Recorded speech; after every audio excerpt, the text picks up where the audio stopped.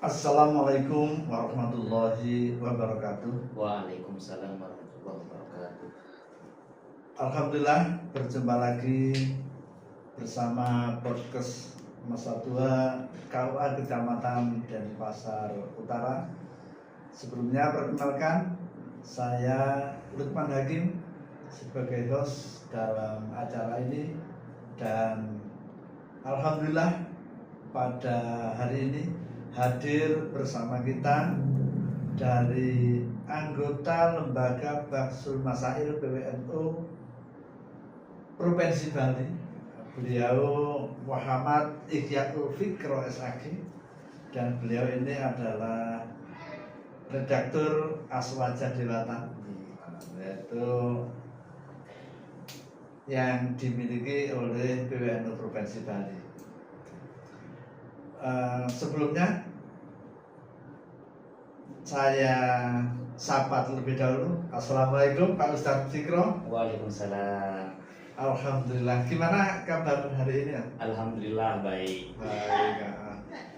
Ustadz Fikro, pada kesempatan ini kita lagi rame-rame di masyarakat itu terkait dengan salam lintas agama. Wah, ngeri ya.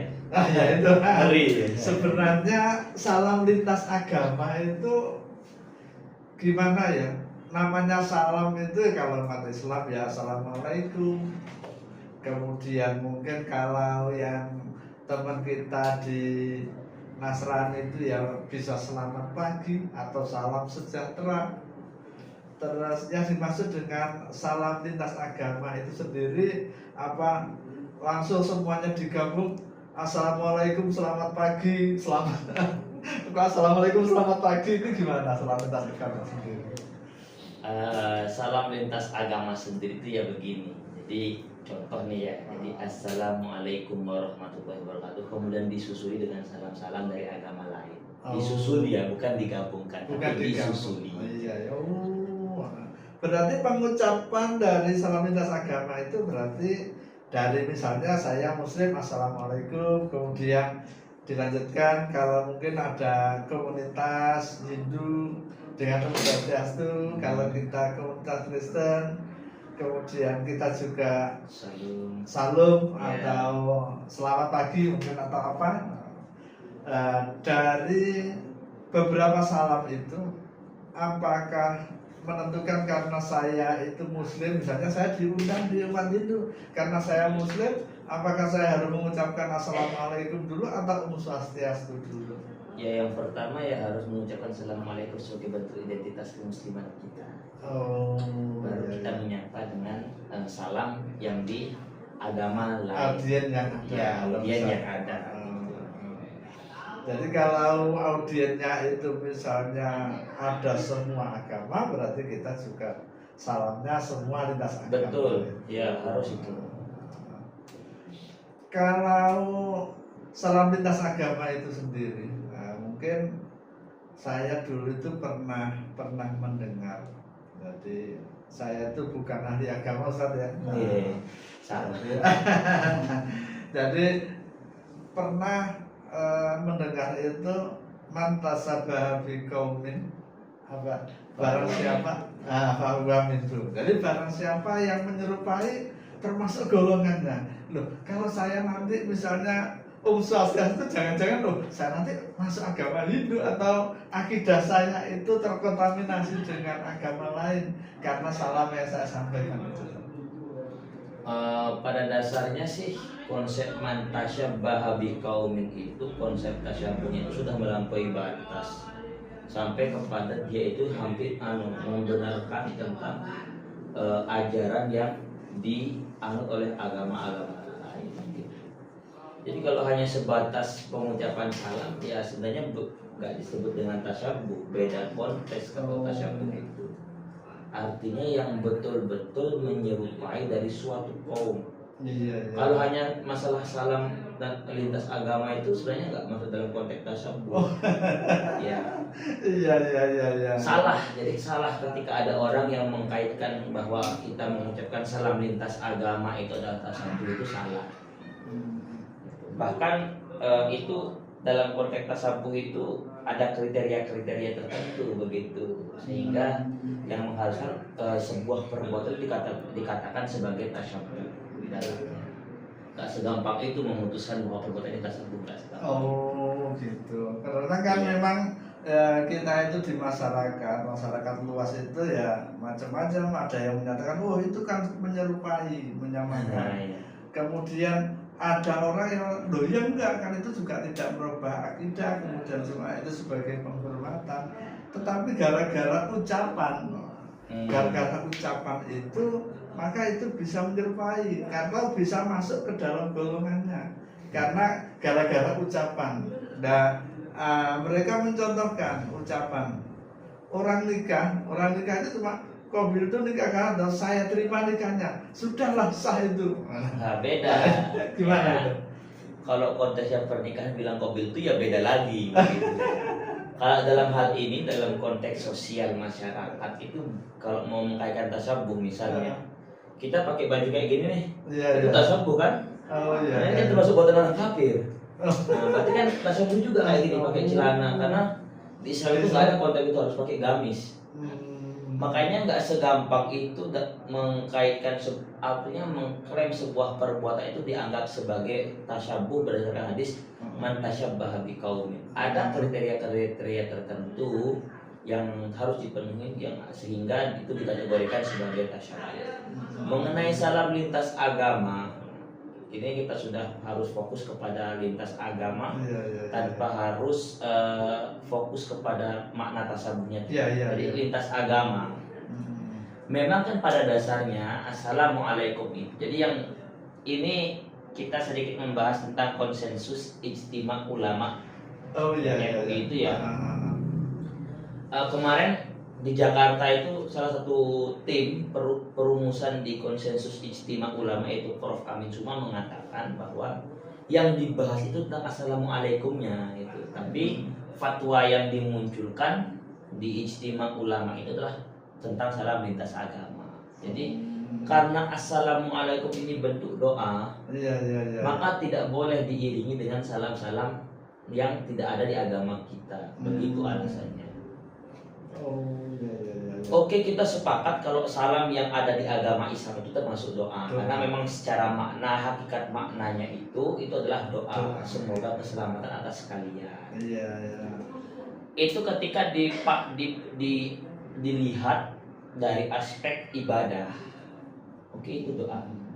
Tapi kalau kita lihat dari aspek sosial, bahwa selain salam itu sebagai doa, salam itu sebagai salah satu penghormatan li is'ari mahasinil Islam, katanya itu di Barikatul Mahmudiyah, bahwa dengan kita mengucapkan salam, tegur sapa dengan salam yang kita ucapkan di forum-forum baik, bahkan tidak hanya di forum, ketika kita ketemu misalnya, ketika ada orang kafir mengucapkan salam terlebih dahulu kepada kita, assalamualaikum. Apalagi di Bali nih, orang-orang non-muslim ini fasih banget bilang biasa. assalamualaikum itu ya. Iya, betul. Bahkan sampai bilang alhamdulillah itu fasih sekali. Bilang kayak gitu, itu kita boleh menjawabnya waalaikumsalam.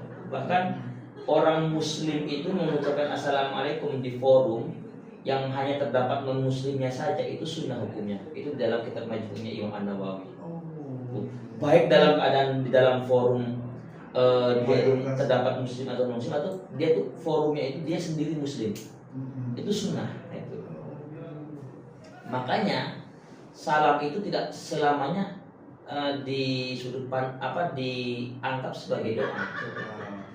Dalam bidang-bidang tertentu, misalnya pertemuan sama muslim, oke, itulah doa. Tapi kalau dalam pertemuan kenegaraan, pertemuan yang sifatnya mengundang ke seluruh umat beragama, ya salam itu dipandang sebagai tegur sapa. Jadi untuk menjaga keharmonisan kita dalam beragama.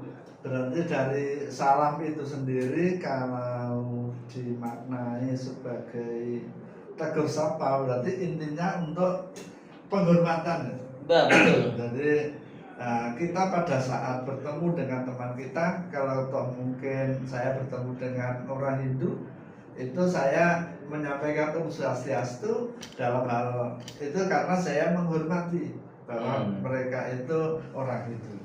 Tapi kalau mungkin saya salam dengan orang Kristen kok salam, berarti saya menghormati. Menghormati, artinya tidak mau menggabungkan Iya, doa itu betul. dengan doa-doa agama lain. Iya, Itu betul. Oke. hanya sebagai bentuk tegur sapa kita tanpa kita harus menganggap itu doa. Karena kan semua itu tergantung posdunya kita, tujuan Iya, kita. betul, betul. Oke, oke, oke. Ya setiap misalnya kita hadir di forum itu ya berarti kita untuk merawat keberagaman, merawat kebinekaan itu ya tujuan kita itu ya berarti kita harus menyampaikan seluruh salam menghargai umat-umat yang ada di sana. Masalahnya saya sendiri juga nggak hafal itu salam lintas agama itu nggak hafal. yang tahu Swastiastu, Assalamualaikum, biasanya selamat pagi ya. Salam itu juga jarang. Iya. Jadi kalau menggunakan itu cuma ikut-ikutan. Iya. Nah kalau salam itu mungkin dilihat dari segi budaya itu gimana? Bahkan ya salam itu bisa menjadi sebuah tradisi ya. Iya. Sebuah tradisi yang memiliki tujuan yang sama, yaitu untuk merawat kebersamaan, kebinekaan. Ya. Makanya salam yang kita sampaikan di Indonesia ini sebenarnya tradisi. Tradisi. Yaitu, artinya tidak sebagai doa begitu. Artinya ya dalam acara forum-forum itu kan tradisi lah untuk merawat yang namanya kerukunan. Nah, sehingga dari tradisi inilah muncul hukum boleh salam lintas agama. Bahkan itu sebuah anjuran mungkin ya untuk dalam ada maslahat yang lebih besar. Iya.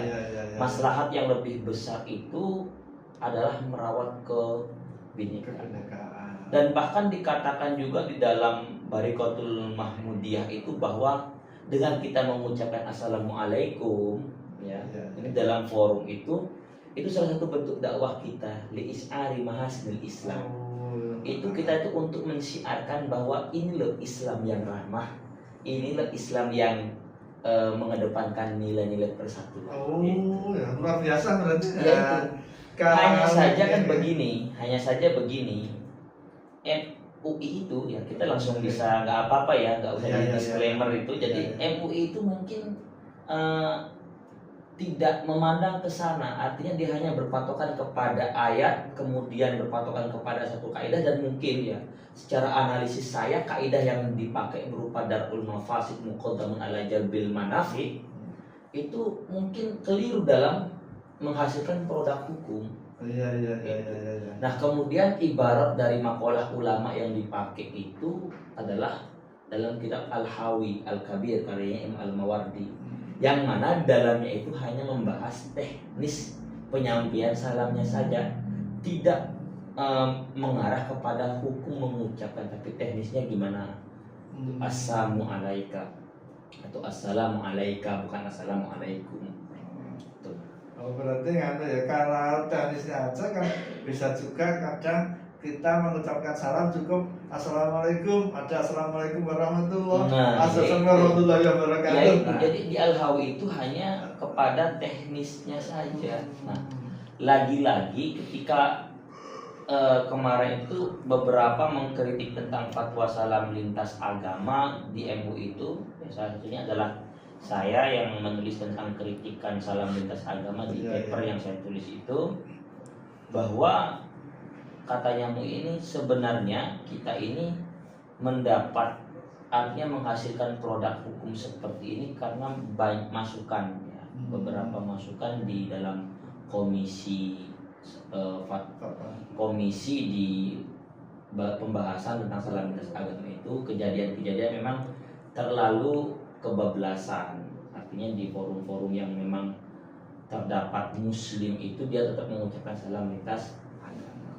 Oke, saya bilang begini, oke, kalau memang itu kalau memang itu masukan di suatu daerah, ya itu tugasnya pada dasarnya kan MUI daerah tersebut, bukan MUI pusat. MUI pusat itu harus mengacu, artinya keputusannya itu harus memberikan kemaslahatan. Tidak hanya kemaslahatan individu muslim itu sendiri, tapi kemaslahatan dalam berbangsa dan bernegara.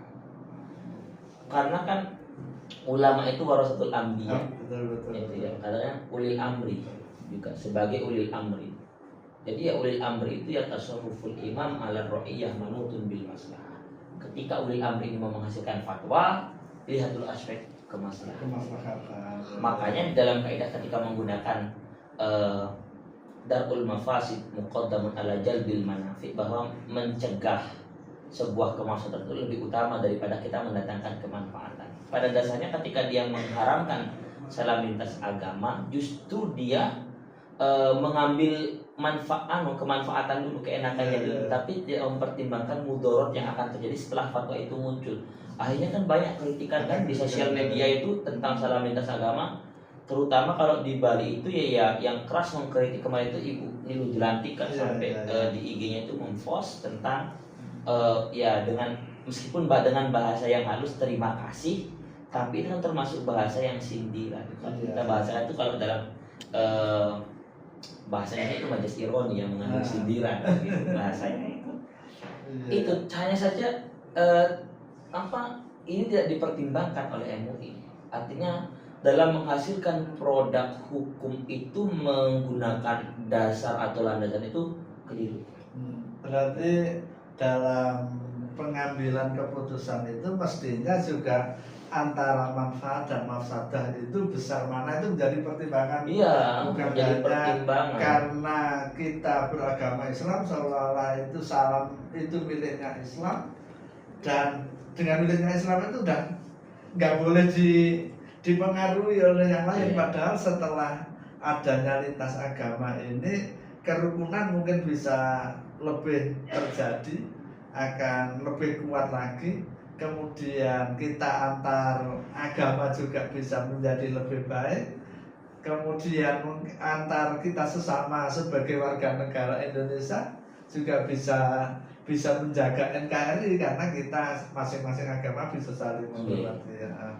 Terima kasih Ustadz Fikro, dan sangat luar biasa terkait dengan kita ngobrol-ngobrol tentang lintas agama, salam lintas agama ini. Semoga dengan obrolan kita lintas agama itu di masyarakat juga tidak menjadikan persoalan seandainya mendengar orang Muslim mengatakan Om Swastiastu, kemudian orang yang Hindu mengatakan Assalamualaikum, karena itu bisa dipandang sebagai budaya. Yang kedua bisa dipandang itu sebagai penghormatan kepada saudara kita. Saya kira itu. Terima kasih, dan sampai jumpa kembali di lain waktu di podcast satu, Bang.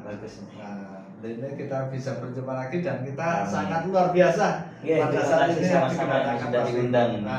Untuk lain kali ya mampir ke sini kita ngobrol dengan materi yang lain dengan senang hati. Terima kasih. Saya akhiri. Wassalamualaikum warahmatullahi wabarakatuh. Waalaikumsalam warahmatullahi wabarakatuh.